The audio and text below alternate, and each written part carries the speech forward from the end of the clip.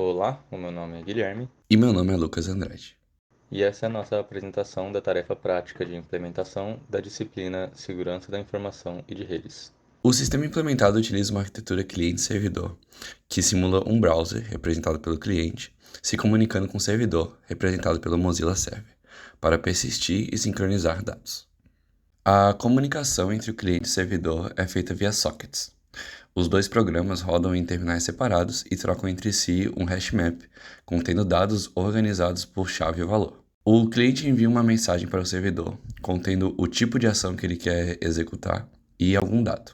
O servidor responde essa requisição com um booleano indicando se foi um sucesso, uma possível mensagem de erro ou algum possível dado de retorno.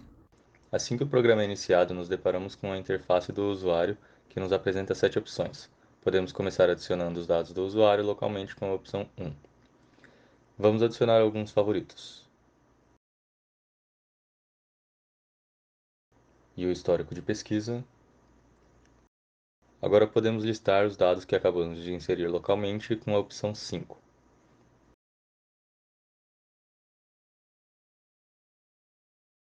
Aí está.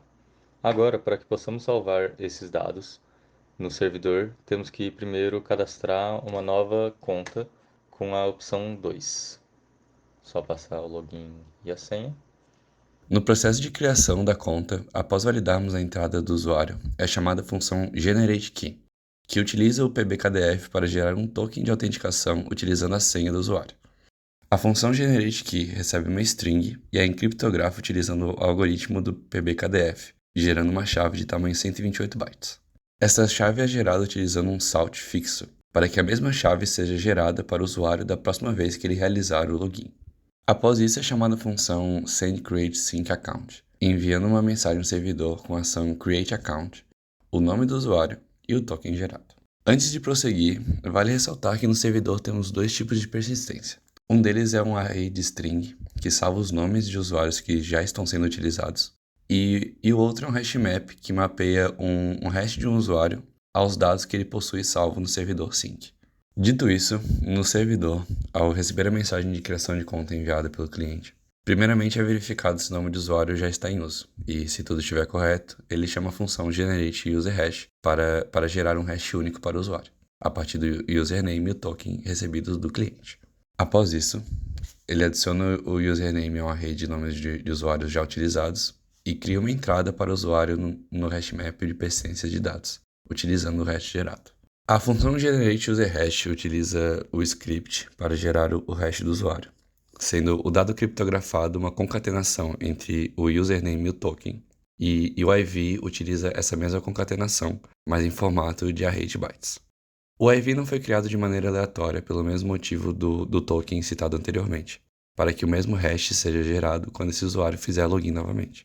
Por fim, o servidor vai chamar a função sendMessageToClient para enviar uma resposta de sucesso ao cliente. O cliente receberá essa mensagem no mesmo método que envia a mensagem ao servidor. Se estiver ok, ele retorna a resposta. Se não, ele retorna um erro utilizando o campo erro da resposta como mensagem.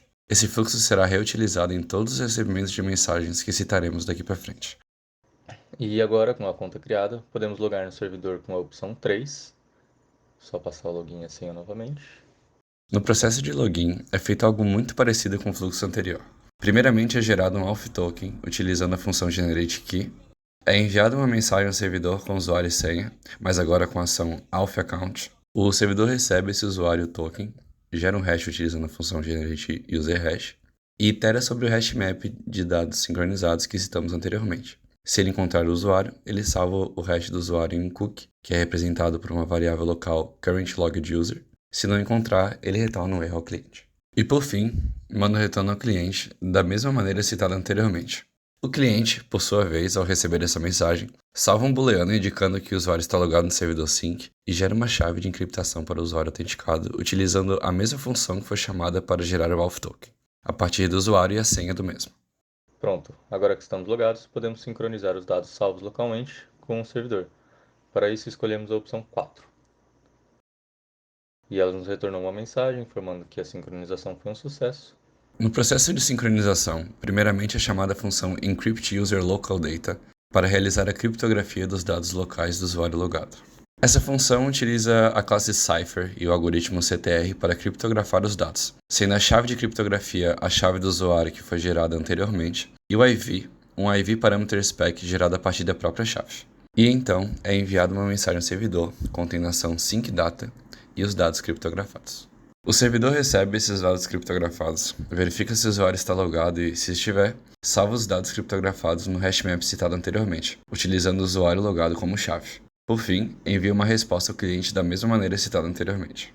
Agora que os dados estão sincronizados, vamos reaver esses dados do servidor com a opção 6. E aí estão os mesmos dados que tínhamos cadastrado localmente.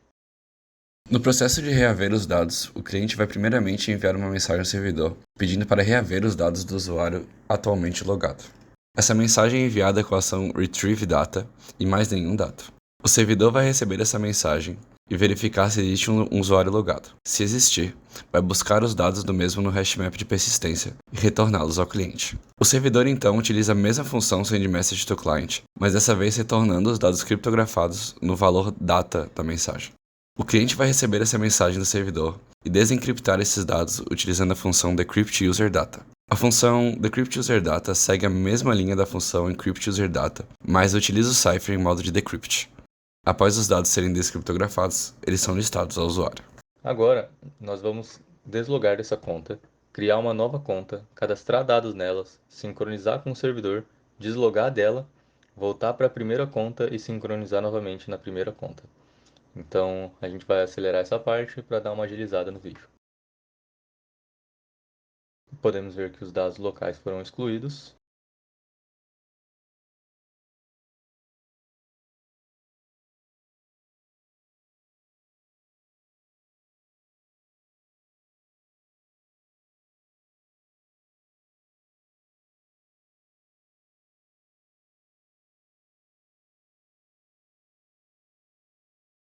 Segundo o usuário criado e logado, seus dados já estão sincronizados com o servidor e agora nós vamos reaver esses dados do servidor. Como podemos ver, esses são os dados do segundo usuário. Agora vamos sair desse usuário, logar no primeiro usuário e reaver os dados do primeiro usuário.